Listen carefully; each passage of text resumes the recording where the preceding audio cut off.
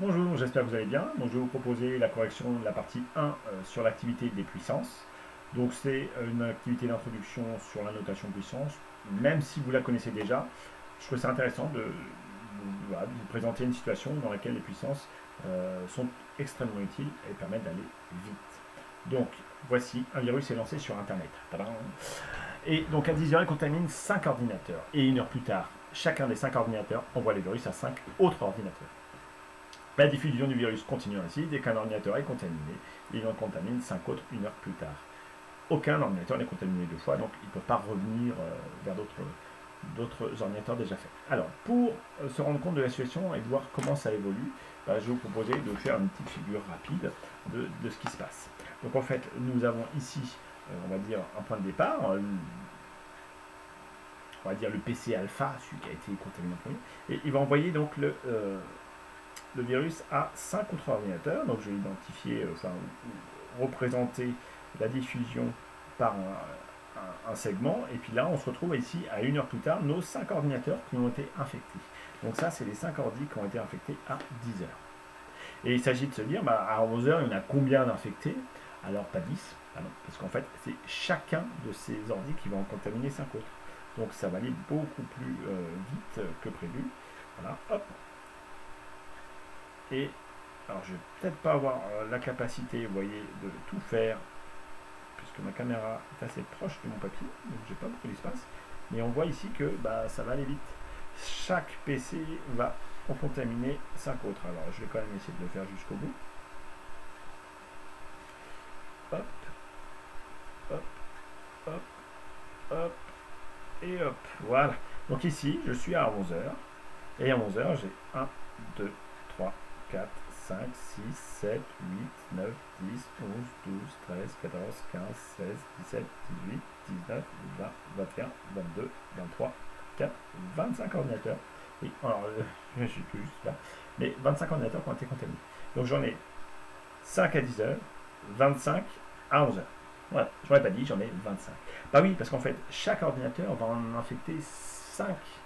Donc c'est-à-dire qu'on va en avoir 5 fois plus. En fait, l'opération qu'on a faite à chaque fois, c'est tout simplement x5. Ben oui, parce qu'il y a bien un premier ordinateur qui est infecté. On multiplie par 5, on remultiplie par 5. Et donc on peut imaginer qu'à midi, on va en avoir par 25, mais 25 fois 5, puisque chacun de ces ordinateurs-là vont en infecter 5 autres. Donc il va en avoir 5 fois plus. Donc on va arriver à 125 ordinateurs à midi. Et ça fait partie des réponses en fait qu'on vous demandait. Ici, à 11h, il y en a combien? À midi, il y en a combien? À 13h, il y en a combien? Allons-y pour 13h.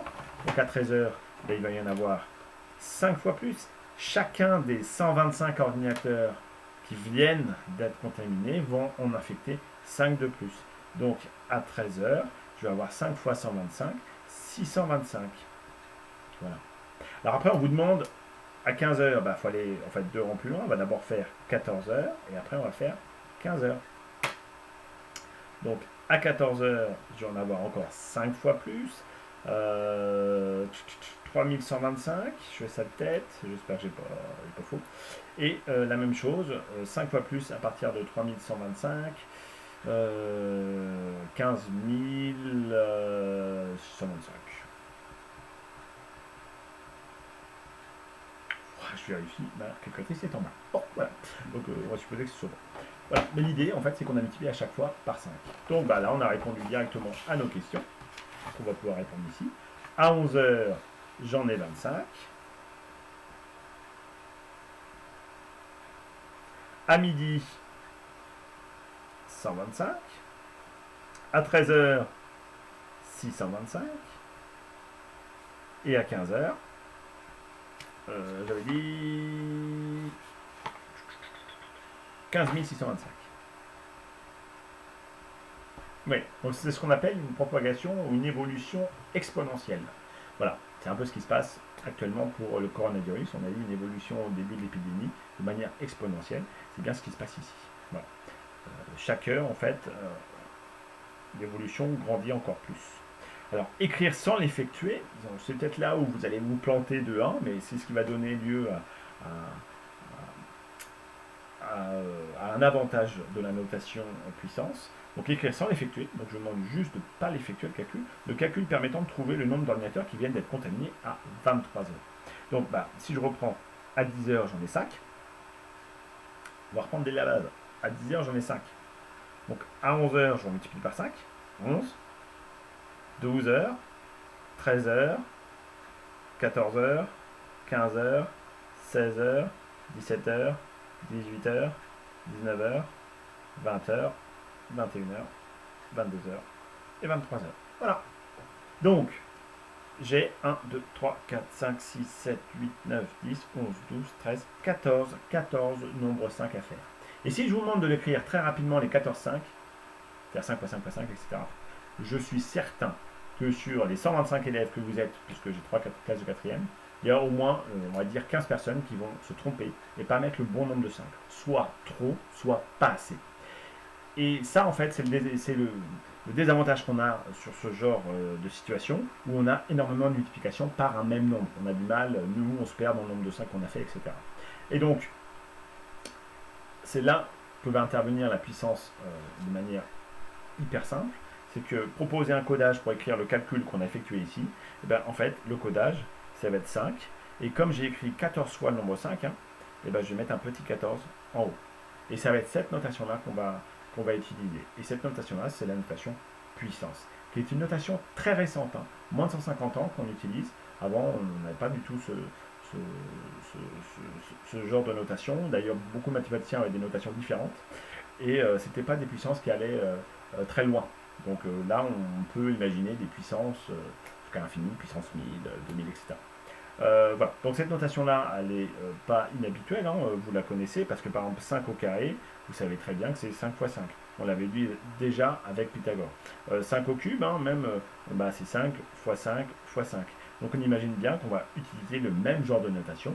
Là j'ai répété 3 fois, j'ai mis un 3. Là j'ai répété 2 fois, j'ai mis un 2. Et là j'ai répété 14 fois, j'ai tout ça. Là j'ai écrit 3 caractères, là vous avez écrit 28 caractères. Non, 27 caractères. Donc en termes de fainéantique, je crois qu'on est pas mal.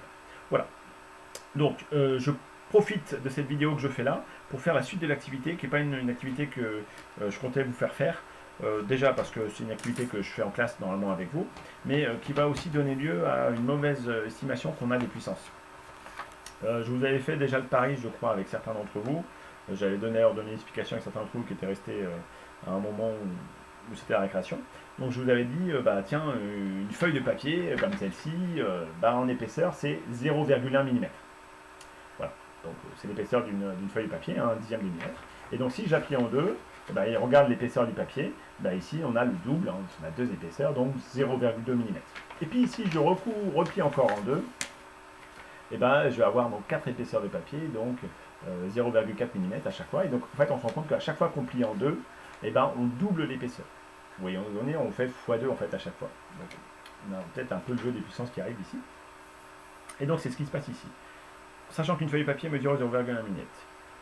Combien d'épaisseur aurais-je au troisième pliage, quatrième pliage et cinquième pliage? En fait, on sait qu'à chaque fois, on multiplie par 2. Donc, au deuxième pliage, 0,4. Troisième pliage, je vais multiplier par 2. Donc, ce sera 0,8 mm. Au quatrième pliage, je vais encore multiplier par 2. Tombez pas dans le piège, je ne sais pas 0,16, mais c'est bien 1,6 mm. C'est encore peu, 1,6 mm, c'est peanuts. Et puis, on va encore multiplier par 2 pour le cinquième pliage. Donc, on va arriver à 3,2 mm. Voilà, c'est rigolo. Je vous demande après, effectivement, c'est pour vous aider, si vous aviez à le faire tout seul, d'exprimer de manière simple, par une formule, à l'aide de puissance, l'épaisseur en fonction du nombre de pliages. En fait, c'est très simple. 100 pliages, c'est 0,1 mm une feuille. Et en fait, en fonction du nombre de pliages qu'on va faire, et le nombre de pliages, ça va être le nombre de fois qu'on va multiplier par 2, parce que je vous rappelle que si on fait un pliage, on a déjà multiplié une fois par 2. Si on a fait 2 pillages, on a multiplié 2 fois par 2. Si on a fait 3 pillages, on a multiplié 3 fois de suite par 2. En fait, si on a fait n pliages, on va multiplier n fois par 2. Donc on va faire 2 fois 2 fois 2 fois 2, ça n fois. Et ça en fait c'est 2 puissance n. Et en utilisant votre calculatrice, que je n'ai pas et que j'aurais dû emmener ici, si je suis en bêta là-dessus.